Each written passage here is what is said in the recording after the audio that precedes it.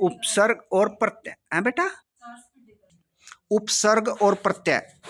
उपसर्ग एक ऐसी भाषिक इकाई जिसका भाषा में स्वतंत्र प्रयोग प्राय नहीं होता, किंतु इन्हें शब्दों के आरंभ में जोड़कर नया शब्द बनाया जाता है, जैसे आ प्लस धर्म अधर्म। तो बेटा सीधी सी बात है, उपसर्ग कहाँ लगते हैं? पहले लगते हैं। तो धर्म एक वर्ड है, धर्म को क्या लगा? आ उपसर्ग लग गया, अधर्म वर्ड बन गया। सुकर्म, तो सुकर्म एक वर्ड है, उसमें उपसर्ग क्या है बेटा? सु। और अधपका, अधपका में उपसर्ग हो गया अध। तो उपसर्ग क्या होता है? जो किसी शब्द के पहले लग के उसका मीनिंग बदल दे, उसको क्या कहते हैं बेटा? उपसर्ग कहते हैं।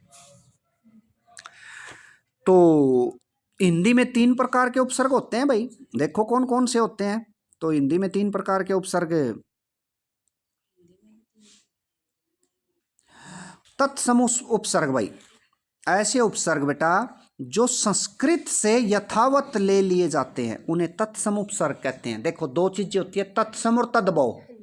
तत्सम तो संस्कृत से एज इट इज, देखो तत्सम, सम संस्कृत, संस्कृत से हिंदी में एज इट इज जो आ जाए उसको बोलते हैं तत्सम उस उपसर्ग। और तद्भव बेटा जिनमें संस्कृत से हिंदी में कुछ चेंज हो जाए उनको क्या बोलते हैं? तद्भव। तो जैसे अति, उत, अधि, अप, आ, उप, दु, नि, प्रा, प्री, प्र, प्रति, बहु, वि, व, सैसु, ये सारे क्या हैं? तत्सम हैं। तद्भव उपसर्ग वे उपसर्ग जो संस्कृत के उपसर्गों तथा ध्वनियों से कुछ परिवर्तित होकर आए हैं, यानी कुछ चेंज होकर आए हैं, तथा जिसका हिंदी में स्वतंत्र प्रयोग नहीं होता, किंतु शब्द रचना के लिए उनका प्रयोग किया जाता है। तो वो कौन से होते हैं? तद्भव। जो चेंज होकर आए हैं तद्भव, और जो चेंज होकर नहीं आया एज इट इज आए हैं वो तत्सम, सम संस्कृत। उदाहरण है भाई तद्भव का, ए, ओ, कै, दु, नी, पर, से आदि, ये सारे क्या है बेटा? ये आपके तद्भव हैं। अब तीसरा भाई 3 प्रकार के थे ना, तो तीसरा कौन सा हो गया? विदेशी उपसर्ग। तो जो देसी नहीं है भाई, विदेशी। तो विदेशी कौन कौन से हैं? जो उपसर्ग भाषाओं से लिए गए हैं तथा हिंदी ने उन्हें स्वीकार कर लिया, यानी अब दूसरी भाषाओं से लिए गए हैं और हिंदी ने उन्हें ग्रहण कर लिया है, उन्हें विदेशी उपसर्ग कहा जाता है।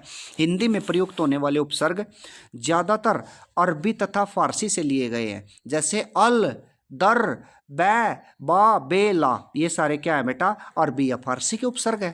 तो 3 तरह के उपसर्ग है। सबसे पहला तत्सम, दूसरा तद्भव, और तीसरा है बेटा विदेशी। फिर दूसरा पॉइंट आ गया उपसर्ग के बाद प्रत्यय। तो प्रत्यय क्या है भाई?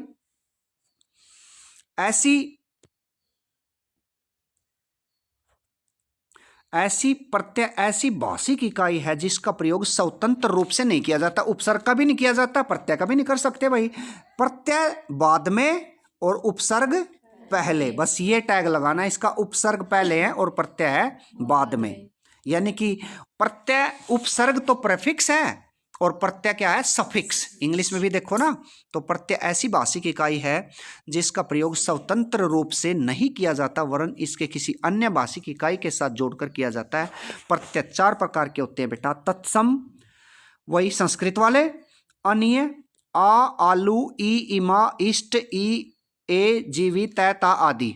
और बेटा तद्भव जो हिंदी से आए हैं, तद्भव वही आइन, आई, आहट, आलू, एरा, नी, ये सारे देशज हो गए जो देसी हमारे हैं, यानी अंक, अक्कड़, अड़, आटा, पन। और विदेशी है आना, इयत, खीर, मंद, ये सारे क्या हो गए बेटा? ये हो गए आपके प्रत्यय। और प्रत्यय कितने तरह के होते हैं? 4। तत्सम, तद्भव, देशज और विदेशी। तत्सम, तद्भव, देशज, विदेशी। और उपसर्ग कितने हैं? 3, तत्सम, तद्भव और विदेशी। ठीक है।